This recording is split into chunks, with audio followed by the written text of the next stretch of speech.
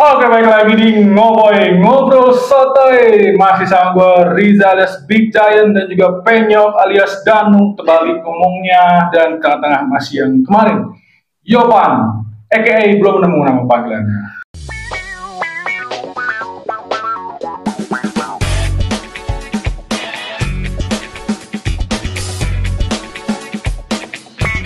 Cacat. Setelah lebaran kemarin, bagaimana lebaran masing-masing nih? Jalan-jalan. Nah, Jalan-jalan dulu lah. pada kemana kemarin lebaran nih? Nggak kemana-mana. Penyok, gue juga di rumah aja. Penyok doang jalan-jalan ke Jawa Tengah, Jawa Timur kemarin. Nyetir bos. Jawa Tengah ya? Seragen tuh Jawa Tengah ya? Ya kemarin ya masing-masing lah lebaran dengan vibe yang sama aja seperti sebelum-sebelumnya. Saya juga tidak ada bapak, sama aja tahun-tahun sebelumnya seperti itu. Anda yang punya bapak rasakan itu. Nikmati, yang masih punya bapak nikmati. Yang punya bapak tuh nanti sedih. Kalau lebaran tuh bukan pengen ngumpul, pengen ngumpat rasanya di kamar sebenarnya kalau gue pribadi. Nih sekarang nih, gue mau bahas apa nih? Tadi apa sih? Nih, hah? Karena mendekati tahun-tahun politik 2024. Oh. Iya kan? Gue pengen coba ngebahas penting nggak sih sebenarnya kita sebagai anak muda tuh melek politik. Oke, itu temanya hari ini ya. Menurut kita masing-masing ya. Sekali lagi disclaimer dulu, ini adalah menurut pendapat kita masing-masing dan sepengalaman masing-masing aja gitu. Jadi tidak tidak menggeneral secara keseluruhan. Nih pure kita anak muda yang sotoy, dari sesuai kontennya ngobrol sotoy tapi tetap ada isinya, insya Allah. Amin. Siapa dulu yang mau mulai menjawab seberapa pentingnya anak muda melek politik? Tergantung ya. Bilangnya Senior duluan. Agak susah sih. Saya dari muda. Dari yang terbayang lu aja. Menurut lu gimana? Menurut gue kalau yang udah punya KTP mungkin harusnya penting. Cuman kalau yang belum punya KTP masih dibilang penting gak penting. Berarti 17 tahun. KTP kan 17 tahun dong. Penting gak pentingnya itu gimana? Ya karena kan bakal ke depan ya politik ini. Mereka juga harus berpikirnya panjang ke depan. Berarti penting menurut lu? Ya kalau menurut gue buat anak muda remaja yang udah 17 tahun ya penting. Biar tahu lah apa itu dunia politik itu apa. Jadi biar nggak salah pilih. Nah, yang dimaksud melek politik pengetahuan lu sampai sejauh mana anak muda harusnya melek politik? Ya. Apakah harus terjun benar-benar ke politiknya atau cuman sekedar tahu oh ini orang ini dari partai A, ini dari partai B, latar belakangnya begini gitu. Kalau itu sih tergantung diri masing-masing aja ya. Dari lu sendiri dah. Kalau lu nih sekarang berapa tahun? 29. Nah. Ya. Tua banget anjir lu. Lu bego. Gue dituan lu aja. Gue paling muda di sini, gue paling muda. Gue 31. Gue baru 19 tahun. 31, gue udah 9 anjing. 30 tahun ini berarti. Berarti kita bedanya 10 tahun, gue baru 19 tahun. Anjing. Mustahil. Lu aja udah lulus kuliah S2. Ya, pokoknya tergantung diri masing-masing sih. Kalau menurut gue pribadi, gue ya cukup tahu, cuman jangan sampai tahu ke dalam-dalamnya lah. Rentan coy. Jadi sebatasnya lu tahu, lu sendiri dah nih, nggak usah ngomongin anak muda secara umum. Lu sendiri, lu nyari tahu tentang politik sampai sejauh mana? Ya cukup tahu dari berita-berita aja. Ya maksudnya nggak mau ngulik-ngulik jauh banget tuh nggak. Batas lu nyari tahu tuh sampai misalnya si A backgroundnya dari sini. Oh enggak. Misalnya Pak Prabowo, partainya Gerindra, dia backgroundnya dulunya militer, sampai segitu doang. Ya, begitu aja. Cuma nggak nyampe nyari tahu, nyampe kayak 7 turunannya apa. Dia keluarga siapa enggak. Berarti dari lu sendiri sebatas itu aja. Tapi tetap penting tahu. Ya iya sih. Melek politik. Iya sih. Kalau dari lu gimana? Yang masih jauh dikit belia di bawah kita lah, walaupun nggak tua-tua, nggak muda-muda banget, tapi setidaknya masih belia aja. Sebenarnya gue mewakilkan anak muda sekarang lah. Menurut gue penting banget untuk anak muda sekarang tuh harus melek politik ya. Karena tanpa disadari Hmm. kita tuh sudah memulai politik dari kecil sebenarnya. Bahkan dari berkeluarga kita tuh Setuju. sudah berpolitik tentang contoh kecil nih, anak kecil ya. Dia mau beli mainan, minta ke bapaknya, sama Izin. bapaknya nggak boleh, Minta izin. ya. Minta beliin ke bapaknya, maksud gue. Iya. Minta beliin mainan ke bapaknya, nggak dibolehin. Akhirnya dia ngadu lah ke ibunya. Iya. Akhirnya si ibu menyampaikan ke bapaknya harus membelikan mainan ini. Itu kan termasuk bagian dari manuver politik, Iya, ibu. ya kan? Jadi si anaknya koalisi sama ibunya. Iya. Gitu kan. Dia menggunakan posisi ibunya, kekuatan ibunya nih, Iya. Tapi sering untuk terjadi. bisa mendapatkan apa yang dia mau, mainan Iya. itulah gitu loh. Kayaknya Dari kecil pun kita udah diajarkan berpolitik sebenarnya tanpa disadari. Cuman banyak anak yang dia merasa bahwa gue nggak ngerti nih politik, gue males berhubungan di dunia politik. Padahal sebenarnya iya, dia nggak sadar aja kan. nggak sadar aja bahwa kita dari kecil udah berpolitik gitu loh. Baik untuk di keluarga, di lingkungan sosial. Lu misalnya ketika lu mulai main sama teman-teman lu nggak suka sama temen lu menghasut yang lain, itu pun termasuk Iya. politik, manuver politik, Iya benar. ya kan? Secara nggak langsung Secara dia nggak langsung dia berpolitik, melakukan. diplomasi, Betul. negosiasi dengan teman yang lain agar satu pikiran dengan dia, gitu loh. Menurut gue ini penting banget. Apalagi sebentar lagi kita ada tahunnya kan untuk 2024 kalau jadi. 2024 untuk pergantian pemimpin negara, presiden. Nah, menurut gua ini anak muda harus gencar-gencarnya mencari informasi sedetail mungkin. Kalau gua sendiri, Iya, kalau pribadi, gua tipikal orang yang akan mencari detail, ya. Karena ya oke lah, walaupun suara gue cuma satu gitu kan, misalnya di pemilu nanti suara gue memang satu, bisa kurang dibilang satu pun kan bisa berpengaruh, bisa tidak gitu loh. Iya. Bisa pengaruh, bisa tidak. Tapi setidaknya gue sudah melakukan yang terbaik. Gue memilih pilihan gue dengan segenap pengetahuan gue tentang pemimpin yang gue pilih nanti. Iya betul. Gitu loh. Jadi tapi lu mau tahu nih siapa calonnya? Calonnya kan udah ada 3 nih. Calonnya ada 3. Belum fix tapi udah ada yang gembar-gembor, udah ada dari partai PDIP udah diusung dan jelas nggak apa-apa, nggak masalah cok. Kan kita nggak jelek-jelekin. Itu kan termasuk pengetahuan yang gua dapat juga gitu dari nonton karena udah ada mengusung calonnya dari partai PDIP untuk capresnya ya Pak Ganjar Pranowo. Gitu. Kalau dari Gerindra juga udah sempat ada udah sempat ada obrolan-obrolan yang gua tonton juga, ya beliau akan nyalonin lagi untuk jadi capres. Yang lainnya gue belum tahu ya. Gue baru tahu yang mungkin yang fix 2 itu, tapi nggak tahu ke depannya gimana. Udah 3. Satu lagi siapa? Udah 3. Satu lagi Anies Baswedan. Oh, Pak Anies. Anies Baswedan. Jadi calonnya udah 3. Pak Anies Baswedan, Pak Prabowo Subianto, sama Pak Ganjar Pranowo. Nah, itu dia. Udah 3. Cuman belum dideklarasikan siapa wakilnya. Tinggal wakilnya aja. Ya semoga, gue berharap sih semoga calon-calon pemimpin ini memang adalah yang terbaik, ya, adalah yang terbaik yang mudah-mudahan bisa membawa Indonesia lebih baik, menjadi lebih baik lagi, ya. Tidak signifikan tapi sih seenggaknya ada perubahan yang lebih baik sih dari sebelumnya.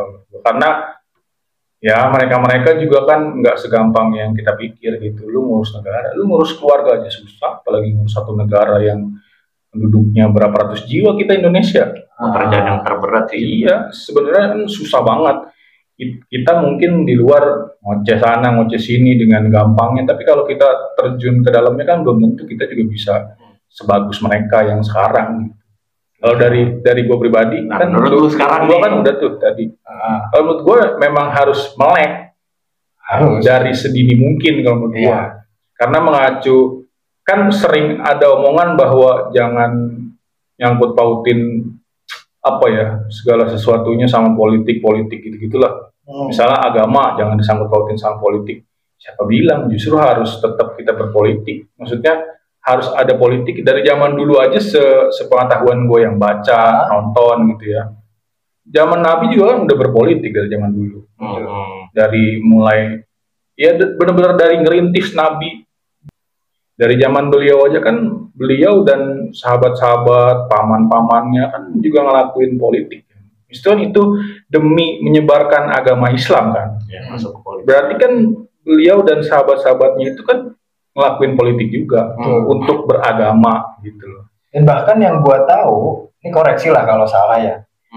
Yang gua tahu bahkan justru agama itu ada bagian agama yang mengajarkan untuk berpolitik sehat itu seperti apa. Iya betul. Di Quran jadi, kalau kita baca-baca juga. Jadi ada tuntunannya. Kita boleh berpolitik ibaratnya.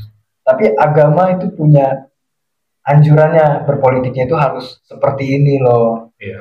Tidak boleh ibaratnya saling menjatuhkan. Salah satu contohnya kan acuannya ideologi kita kan di Indonesia Pancasila. Di Pancasila aja, sila pertama aja ketuhanan yang Maha Esa. Ya kan? Nah, menurut gua anak-anak muda dari sebelum 17 tahun justru harus mulai melek politik itu seperti apa gitu. Mulai cari dulu deh politik itu apa. Misalnya menurut KBBI itu politik apa gitu. Misalnya nyari sedasar dulu aja gitu. Misalnya politik itu artinya menurut KBBI apa sih? Terus baru kesini-sininya cari tahu lagi politik yang ada di negara kita itu seperti apa.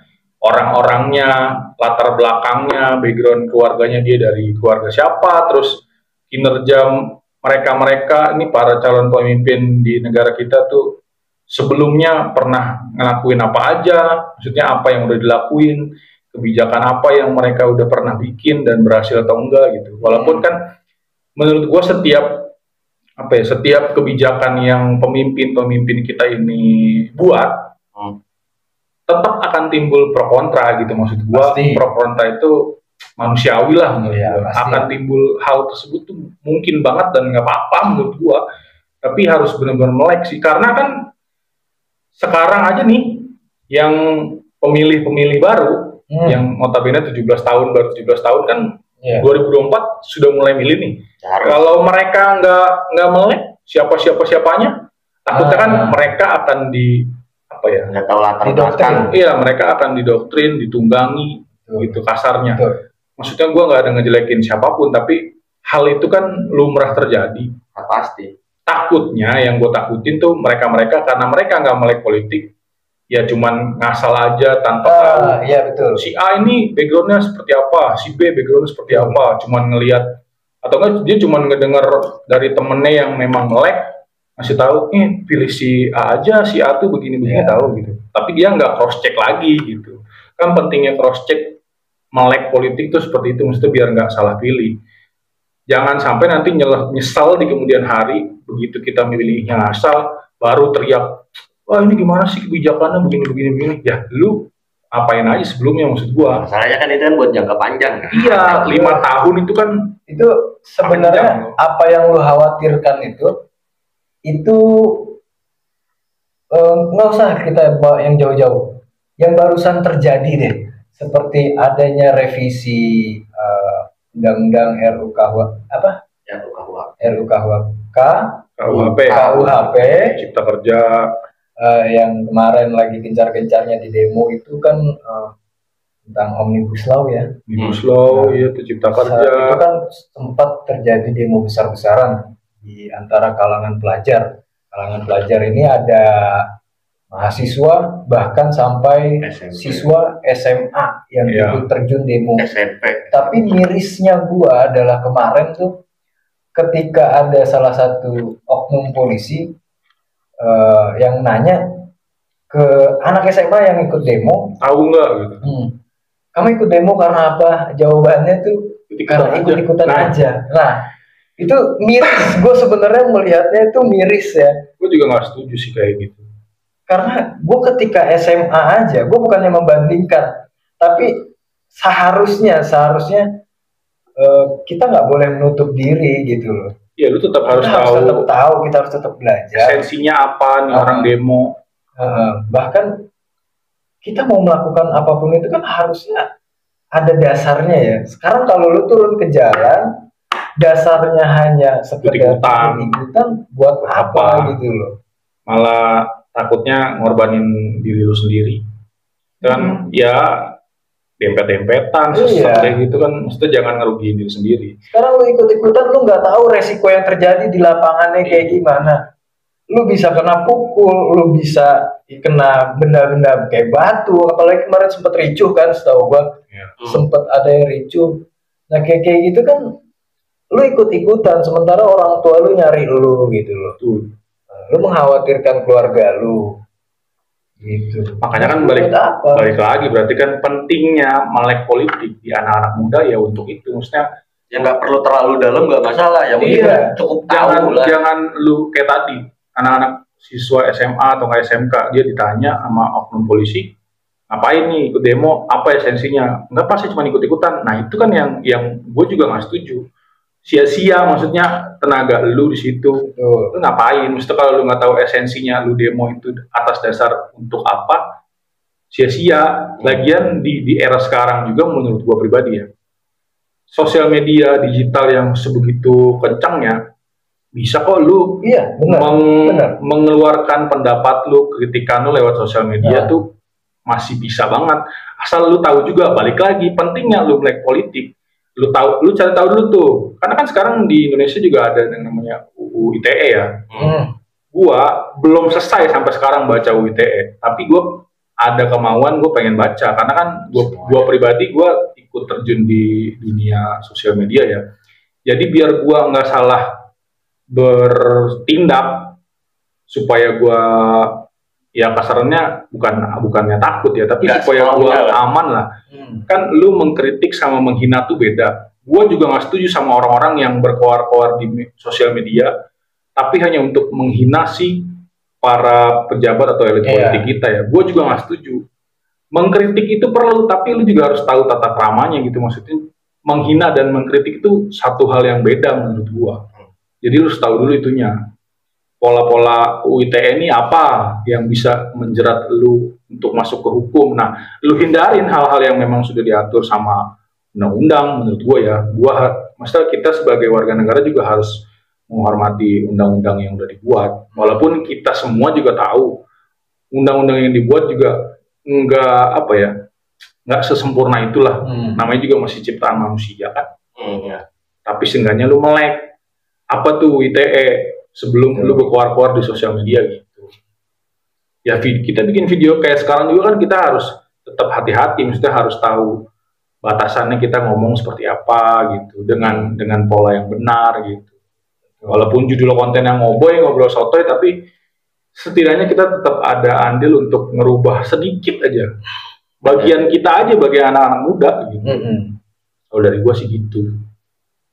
Banyak kejadian kan orang yang kayak tadi, yang anak SMA tadi kan nggak tahu esensinya lu demo apa. Balik lagi ke hak, kalau kayak gitu sih hak masing-masing. Mau cukup tahu ya, mau gali secara dalam ya udah terserah. Ya benar. Kan balik lagi ke hak mereka masing-masing. Mereka mau mau butuh tahunya tuh sejauh mana. Iya benar. Intinya lu jangan nyesel aja.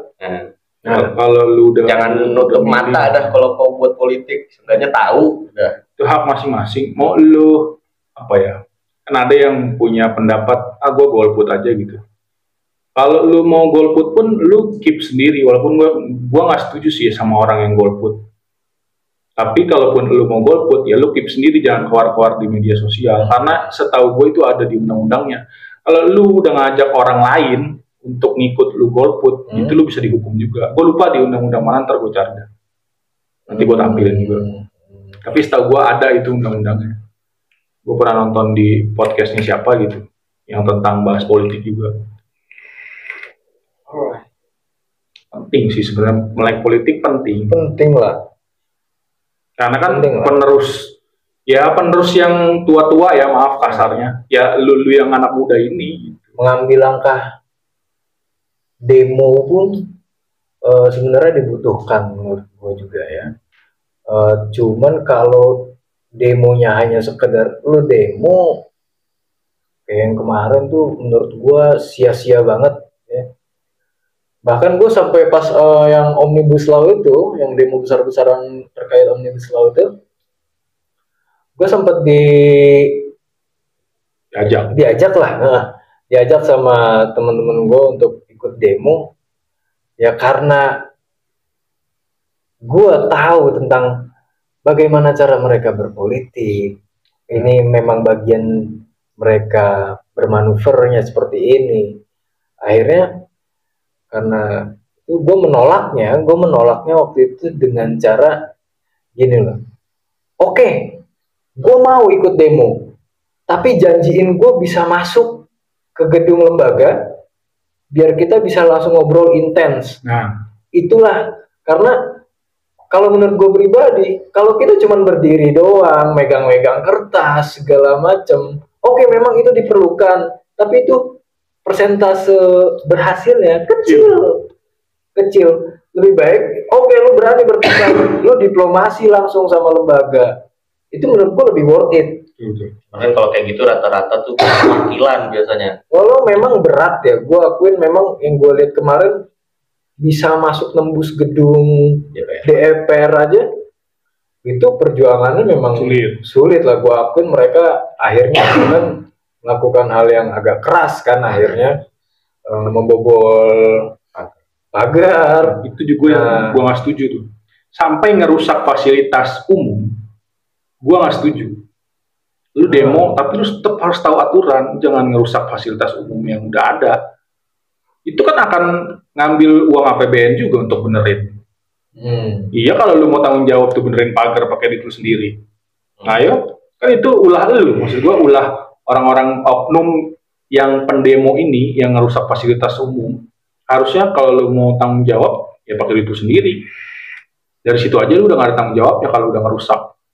Lu pulang gitu aja ngebiarin fasilitas umum rusak, halte dirusak, sampai ada yang ngancurin mobil lah, pagar lah itu sampai jatuh segala macam. Pokoknya udah anarkis banget lah. Gua nggak setuju di poin itunya. Demonya boleh, tapi asal jangan merusak fasilitas umum. Dan catatan buat para pejabat atau elit politik juga, menurut gua, kalau lu udah siap untuk masuk ke ranah politik, lu harus siap untuk menerima kritik ya, sekali lagi.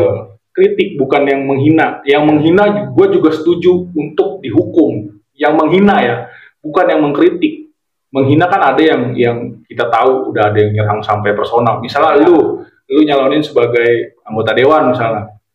Terus gua sebagai netizen nih, gua nyerang elunya bukan nyerang kebijakan yang lu bikin, tapi gua nyerang personal lu. Misalnya ada Penyok nih, orangnya begini. Terus misalnya itu jatuhnya teror. Kuliahnya nih nggak beres nih backgroundnya gitu. Itu kan udah personal, maksudnya lu udah menghina, bukan kebijakan yang lu buat. Harusnya gue ngomongnya, ini yang dibuat Penyok kebijakannya ini nih. Jatuhnya udah judgment bullying. Iya, gue nggak setuju di situ. Makanya gue setujunya untuk yang menghukum, yang dihukum itu yang menghina, bukan yang mengkritik. Nah sebaliknya catatan buat elit politik, pejabat-pejabat juga harus siap terima legowo, lu nerima kritikan yang beneran kritikan. Gitu. Melek mata juga lah mereka. Iya, mereka juga kan harus introspeksi. Lu kalau ngaca juga lu nggak bisa ngaca sendiri tuh lu nggak bisa tahu detail kesalahan yang udah lu buat tuh apa. Tetap lu harus dapat masukan dari orang lain kan. Kayak misalnya gua ada contoh kecilnya, gua bikin konten tentang vape. Terus ada kritikan nih dari lu kenapa sih kalau unboxing pakai guntingnya kecil? Ya kan? Iya. Gua nggak ngelihat itu loh. Padahal menurut gua biasa aja. Iya. Dan tujuan gua sebenarnya kenapa gua pakai guntingnya kecil? Biar dapat itu. Biar dapat komenan dari lu ini. Iya.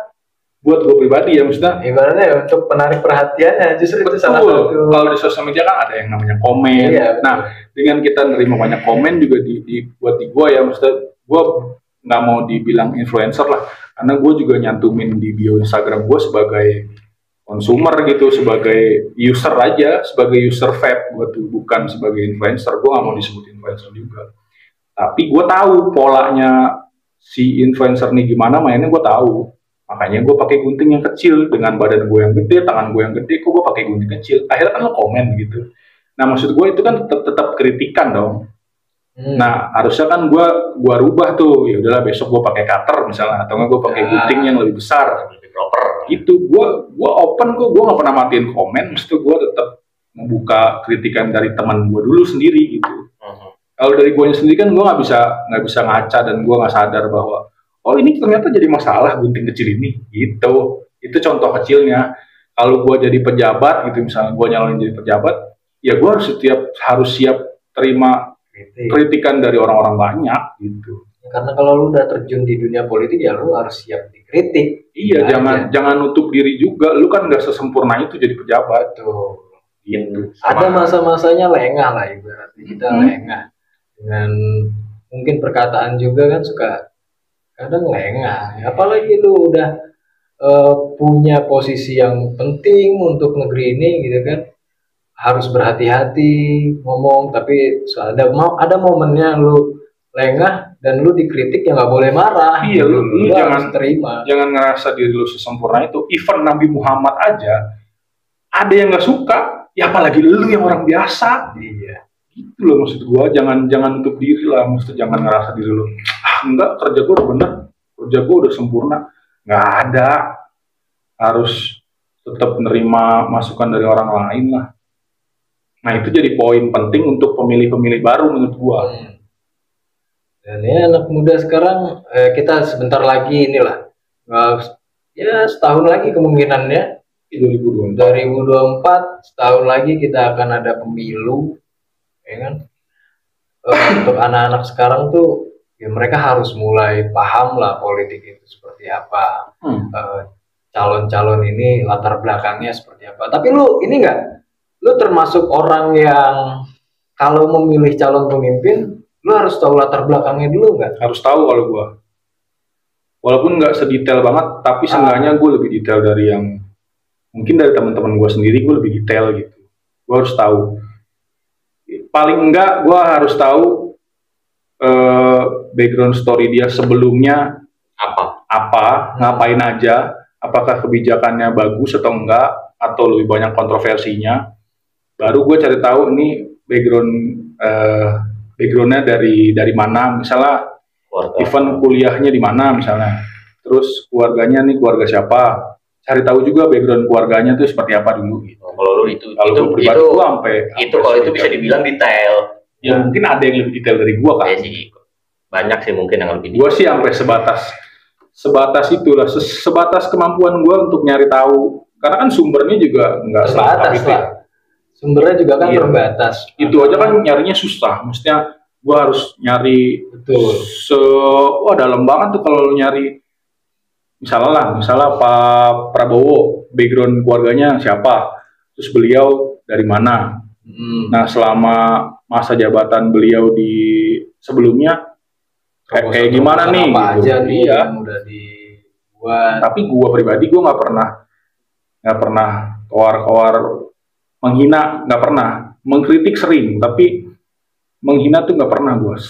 Sepengetahuan dan sepengalaman gue ya, karena gue tahu batasan si kritik dan menghina itu ya beda jauh menurut gue ya. Buat menghina di politik ini? Iya, menghina personal si calon pejabat ini tuh gue nggak pernah. Tapi kalau mengkritik gue sering, gitu. Even orang terdekat pun gue kasih tahu. Kayak yang sekarang gue lagi jalanin kan. Gue lagi membantu dalam hal desain si poster-posternya nih. Poster-poster yang nyalonin. Paling dekat di Tangerang dulu lah misalnya gitu kan. Karena gue tinggal di Tangerang, jadi terus dia juga nyaloninnya sebagai anggota dewannya ya Tangerang, terus khususnya lagi ya daerah tempat tinggal gue. Ya gue juga nggak mau salah pilih, makanya gue walaupun gue ngebantu dalam hal desain kayak gitu, gue tetap harus cari tahu nih orang kayak gimana gitu. Kalau di WhatsApp pun gue apa ya, sedikit-sedikit gue ngasih tahu kayaknya kalau begini nggak masuk deh untuk kedepannya gini, lebih baik begini gitu. Even dia mau terima atau nggak terima ya nggak apa tuh terserah dia, tapi gue Makanya kan lu udah ngasih ngasih masukan. tapi dengan cara yang itu, yang sopan, yang baik. Kalau yang baru-baru terjadi nih, yang di daerah Lampung ini, kampung gua lah sebenarnya, walaupun gua bukan orang asli sana. Si Bima. Ya, tahu gua. Ya, lu setuju gak dengan cara dia mengkritik pemerintahan di sana? Setuju nggak setuju sih, ada yang setujunya, ada yang enggaknya. Bagian nggak setujunya dulu deh. Ya yang dia sampai nyebut Dajjal itu. Tapi ada di pikiran gue juga, mungkin kalau dia ngekritiknya nggak pakai kata-kata Dajjal itu Kasar. Mungkin nggak didengar. Nggak akan didengar. Betul. Mungkin ya. Mungkin. Karena kan itu viral karena ada kata-kata Dajjalnya itu kan yang bikin rame. Tapi tetap gue nggak setuju dengan ada kata-kata itu. Tapi mungkin kalau ada orang dengan perspektif lain ngelihatnya, ya mungkin kalau dia nggak pakai kata-kata kasar nggak akan viral nih video gitu. Ya mungkin aja kalau di sosial media mungkin. Pemikiran dia. Tapi caranya salah. Menurut gua kurang baik. Bukan salah tapi kurang baik menurut gua. Harusnya dia bisa aja. Maksudnya lu bisa kok tetap viral dengan mengkritik dengan yang kata-katanya yang lebih sopan gitu. Ya lu nggak pakai kata-kata Dajjal. Ya lu bisa mencontoh salah satunya ya Bintang Emon lah. Bintang Emon. Oh itu luar biasa kalau lu benar-benar masuk ke kata-katanya, ke kalimatnya, itu lebih sakit daripada Bima lu. Ya. Tapi kan yang ngedengarnya nggak sekasar itu kata-katanya. Bahkan dia kan pernah sampai dikasuskan kan kalau nggak salah karena kritikan dia. Karena dikiranya dia pakai narkoba. Gitu doang, ini kok orang aktif banget gitu. Akhirnya kan dia buktiin, enggak, ini gue udah tes gini. Nah, pola yang Bintang Emon pakai sebenarnya bisa dipakai sama yang lain gitu. Maksud gue gitu. Contoh lah. Iya. Ya hidup itu harus mencontoh lah, ya kan? Ya lu pakai ATM lah, amati, tiru, modifikasi. Nah itu ATM, amati, tiru, modifikasi. Yang baiknya lu ambil, yang jeleknya ya dibuang. Nah kata-kata Dajjal tadi kalau gue mau mengkritik gue kan nggak pakai. Lebih baik dimodifikasi, jangan Dajjal gitu loh, pakai yang lain lah. Itu kan banyak lah. Indonesia ini jutaan kata yang dimiliki. Iya, lu tetap akan didengar kok. Dan kalau memang kritikan lu mewakili rakyat daerah tersebut, tetap akan viral videonya menurut gue. Tanpa menggunakan kata-kata yang kasar kayak Dajjal tadi itu ya, lu tetap akan viral videonya menurut gua ya. Apalagi masyarakat Lampungnya juga mendukung. Iya, karena kan memang faktanya banyak jalanan yang memang kurang baik, banyak lubang-lubang segala macam. Dengan kata-kata lu yang sopan, kalau lu kritikannya mewakili masyarakat banyak, tetap akan ada yang dukung. Pasti tetap akan viral video lu. Kan akhirnya banyak tuh yang nge-stitch di TikToknya kan. Jalanan ini, bagus sekali, kita bisa mancing di sini. Itu kan kritik tuh. Tapi lu nggak gunain kata-kata kasar loh. Bisa aja kan kalau misalnya, contoh ya, misalnya kata-kata kasar gini, lu nge-stitch videonya si Bima, terus lu bikin video di jalanan yang bolong.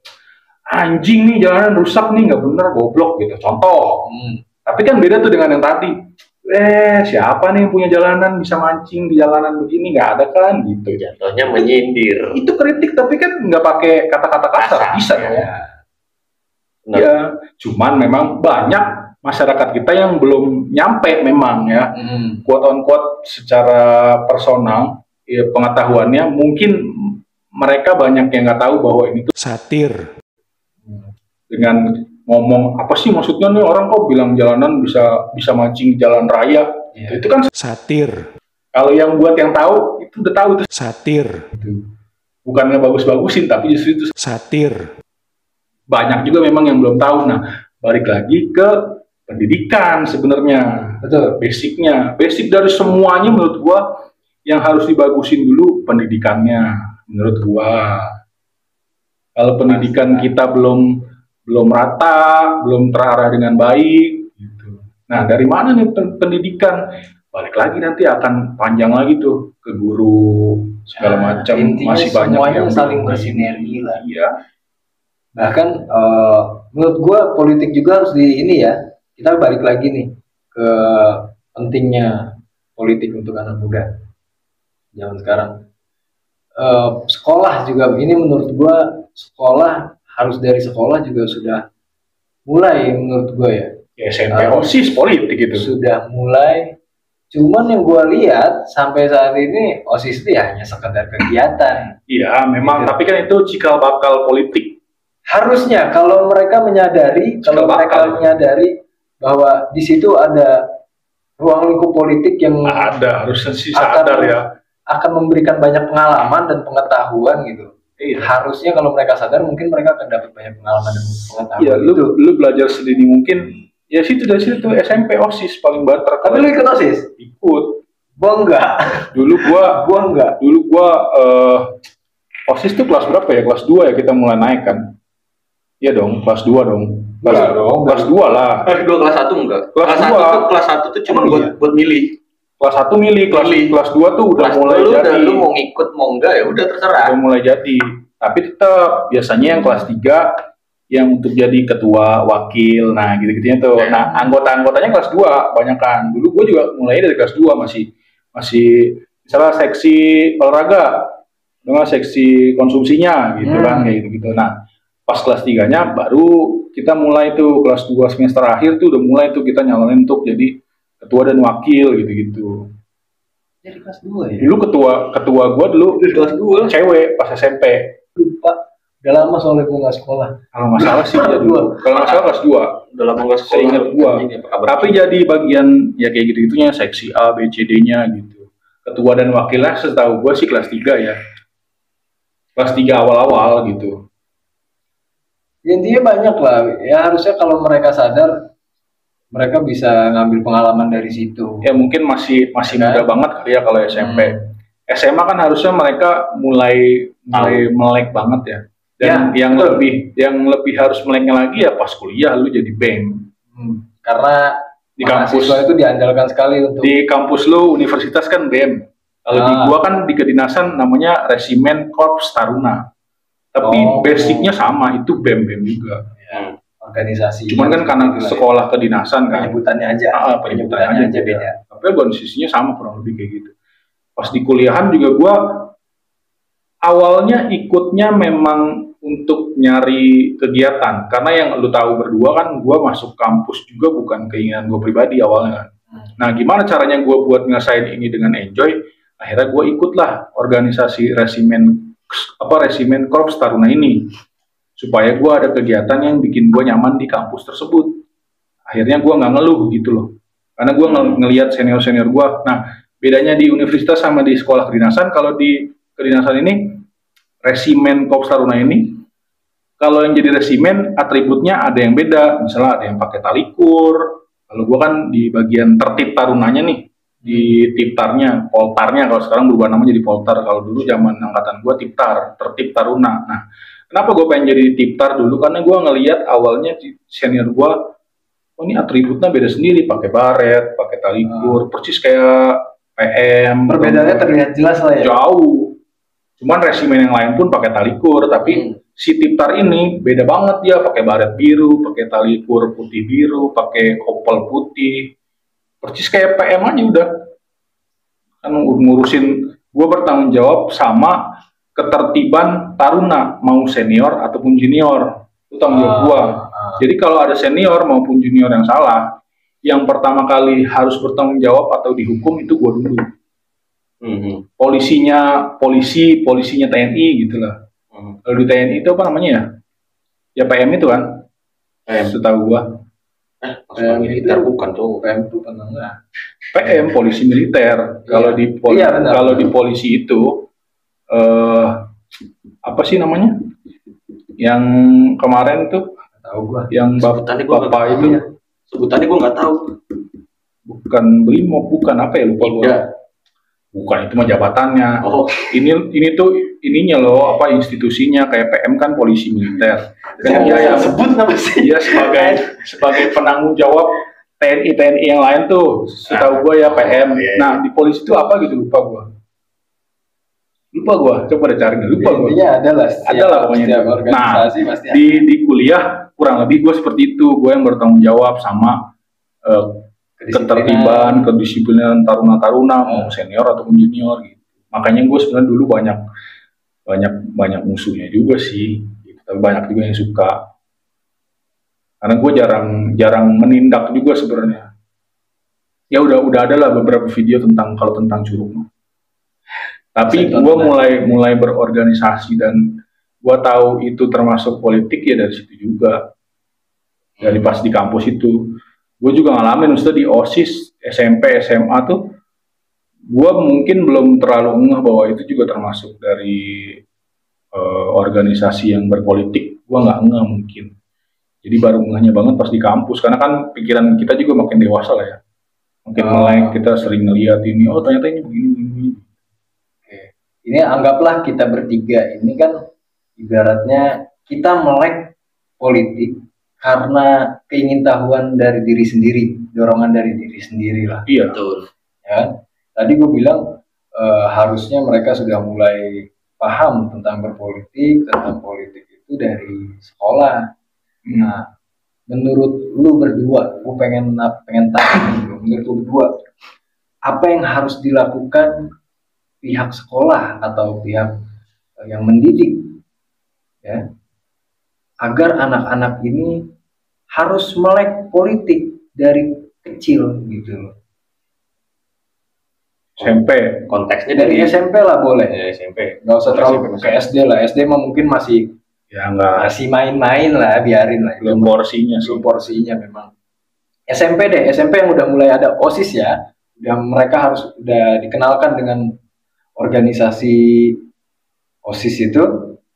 Dan menurut lu yang harus dilakukan sekolah selain dari cara-cara yang sudah ada, contohnya OSIS tadi, selain itu apalagi yang harus dilakuin sekolah sebenarnya menurut lu berdua? Coba lu pukul dulu. Gue lagi nggak masuk sih. Nggak masuk. Lu dulu dah. Gue lagi nggak masuk nih. Sebenarnya kan udah ada ya. Kalau di sekolah pun mungkin kita nggak ngajar. Dengan kita belajar sejarah aja itu termasuk lu mulai mengetahui itu basicnya tuh. Pelajaran sejarah kan kita ngebahas dong. Ya, ngulik masa lalu. Iya, maksudnya tokoh masa lalu yang ada. Tokoh pahlawan zaman dulu. Mereka beliau ini ngapain aja di eranya. Sebenarnya itu udah termasuk basic politik menurut gua. Yeah. Karena kan itu ngurus apa ya? Ada kepengurusan di negara masing-masingnya dong. Dia sebagai apa? Iya, mau lu sejarah negara mana, sejarah kota mana, itu kan ada tuh. Maksudnya di pelajaran sejarah, even dari yang pemimpin negara sampai yang pemimpin daerah-daerah masing-masing itu ada tuh di sejarah tuh, setahu gua ya. Kalau gua nggak salah ingat. Itu udah mulai tuh basicnya tuh sebenarnya udah mulai masuk. Mungkin kitanya aja sebagai anak SMP nggak ngeh. Nah kalau khususnya di OSIS, ada pembina OSIS, ya kan? Ada pembina OSISnya kan? Pasti. Nah harusnya pembina OSIS ini mulai lebih aktif untuk mengenalkan ke anak-anak SMP ini yang mungkin notabene pemikirannya belum terlalu dewasa dan belum terlalu mau melek politik itu apa, bahkan mungkin dia nggak tahu OSIS itu politik. Harusnya mulai dikasih tahu buat kedepannya lah, ini pembina OSIS ataupun yang ada di OSISnya justru harus ngasih tahu pembina OSISnya ini ke anak-anak yang SMP lain, khususnya ya anak-anak OSISnya dulu dah. Nanti kan anak-anak OSISnya bisa nyebarin ke teman-temannya tuh. Mungkin kalau dari pembina OSIS ke seluruh siswa kan agak sulit.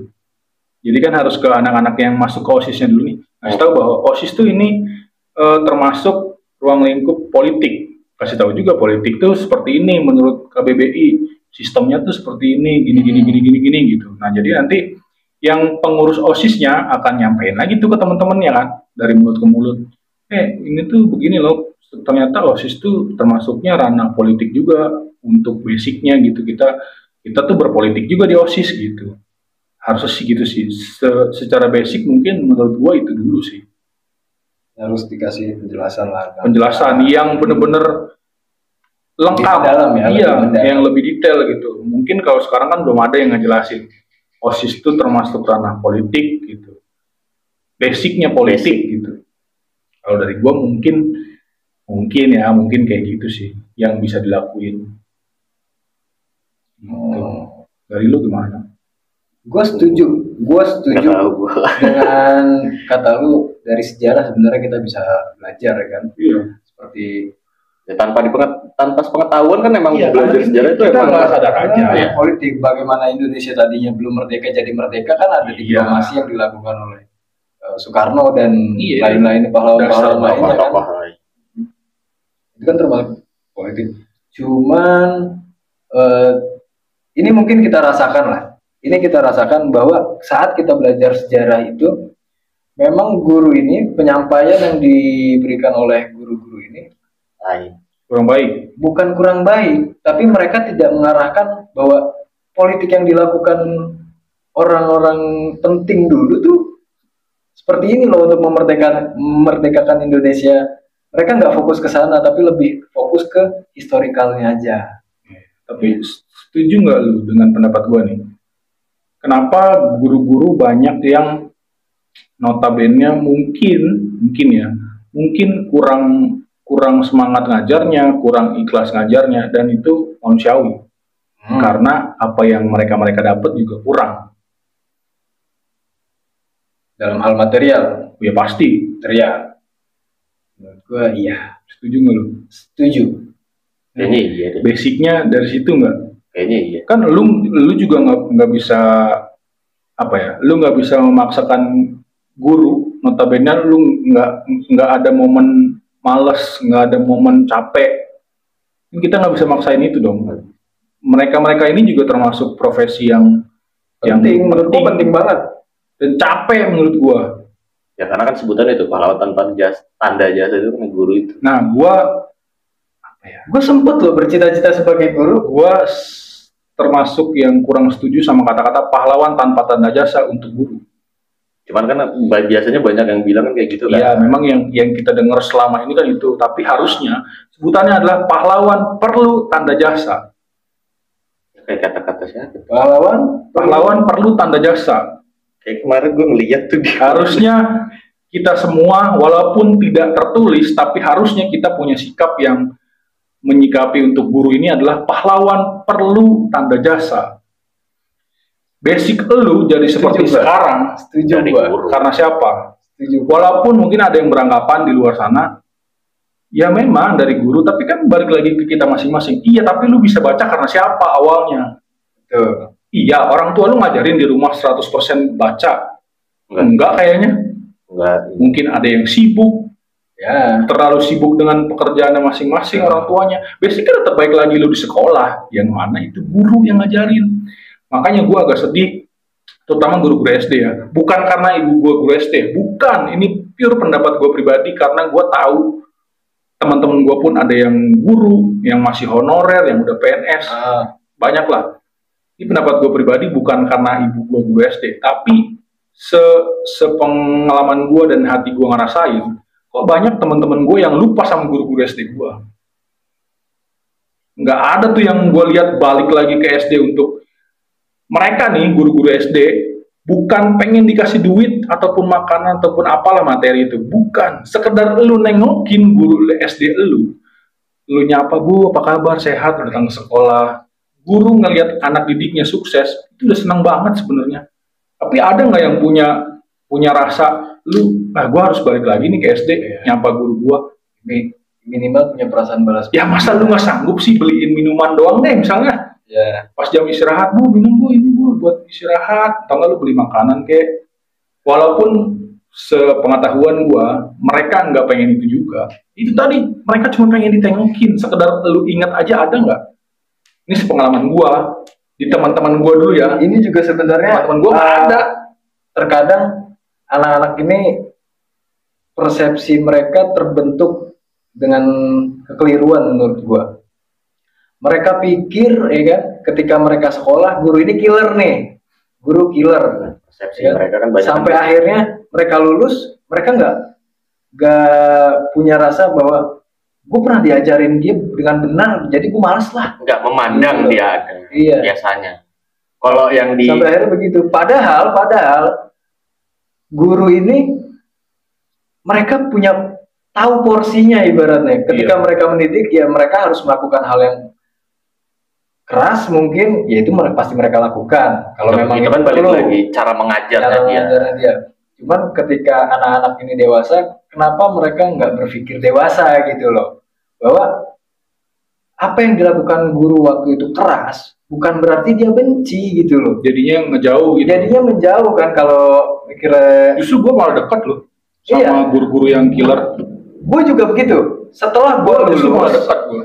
setelah gue lulus, oke lah. Gue ada salah satu guru yang memang waktu itu gue nggak suka banget nih. Gue nggak suka banget. Tapi berjalannya waktu, akhirnya gue lulus. Bahkan setelah gue lulus, oke, statusnya gue bukan lagi murid lu. Dan lu bukan lagi guru gue. Ketika kita ketemu, itu nggak ada lagi gap yang ngejarakin lu guru gua murid lu, nggak ada lagi. Bahkan ketika gua ketemu, gua udah kayak temen. Ya, itu kan Padahal itu yang terjadi tuh kayak gitu, nggak perlu kita mikirnya terlalu jauh. Iya, Dulu deh karena proses pendewasaan lu dibanding teman-teman lu yang lain mungkin lebih cepat. Makanya lu punya pemikiran yang kayak gitu. Tapi kan ada aja ya, kayak teman-teman gue juga lah, banyak satu angkatan gue. Gue juga nggak mau nyebut nama, tapi ada yang punya pemikiran belum sedewasa kita gitu loh. Masih ada yang ini gurunya dulu galak sama gue, ngapain gini. Kan ada yang kayak gitu, ada gitu. Tapi berarti kan proses pendewasaan lu jauh lebih cepat dengan teman-teman lu yang lain gitu. Makanya lu bisa punya pemikiran bahwa lu harus tetap balik ke guru lu dan lu biasa aja udah gitu. Dia punya ini kontribusi di hidup kita gitu loh. Walaupun dia ibaratnya kita nggak suka saat itu kita nggak suka, ya kalau dipikir dengan akal sehat, dia punya kontribusi gitu loh. Ya sorry kalau gua agak emosi tadi memang, tapi dia punya kontribusi. Agak riskan, maksudnya sepenglihatan gua gitu, bukan karena ibu gua guru SD, bukan. Tapi berdasarkan sepenglihatan gue, kalau gue main ke SD ngelihat guru yang lain, kayak sedih aja gitu. Maksud gue, kok nggak ada yang nengokin.